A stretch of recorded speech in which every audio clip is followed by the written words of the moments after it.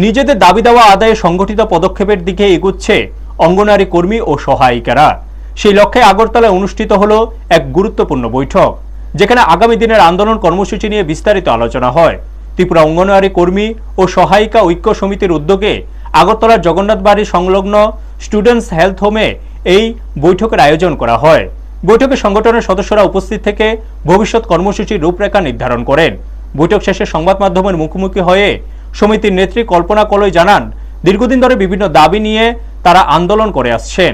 সেই দাবিগুলি আদায়ের লক্ষ্যে আগামী দিনে আরো সুসংগঠিত ও বৃহত্তর আন্দোলনের পথে হাঁটার সিদ্ধান্ত নেওয়া হয়েছে। তিনি আরো বলেন, কর্মী ও সহায়িকাদের স্বার্থে এবং তাদের ন্যায্য অধিকার আদায়ে ঐক্যবদ্ধভাবে আন্দোলন জোরদার করা হবে। ব্যুরো রিপোর্ট, নিউজ তৎকাল 24। সারা রাজ্য থেকে অঙ্গনওয়াড়ি কর্মী সহায়িকারা এখানে এসেছেন।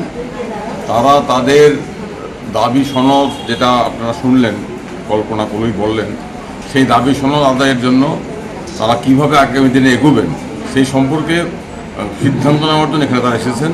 তারা প্রত্যেকেই চান তাদের অধিকার আদায় করা। আমরা তাদের পাশে আছি। আজকে এখানে বসে আমরা আলোচনা করে ঠিক করব আগামী দিনে ত্রিপুরা রাজ্যের অঙ্গনওয়াড়ি কর্মী সহায়িকারা কোন পথে এগোবেন তাদের ন্যায্য দাবি, ন্যায্য অধিকার আদায়ের লক্ষ্যে। তার জন্যই মূলত কর্মসূচি নেওয়া এবং নিজেদের মধ্যে মত বিনিময় করে একটা সিদ্ধান্তে পৌঁছা আগামী দিনের লক্ষ্যে আমরা কীভাবে এগোবো এই সম্পর্কে আজকে এখানে সিদ্ধান্ত হবে।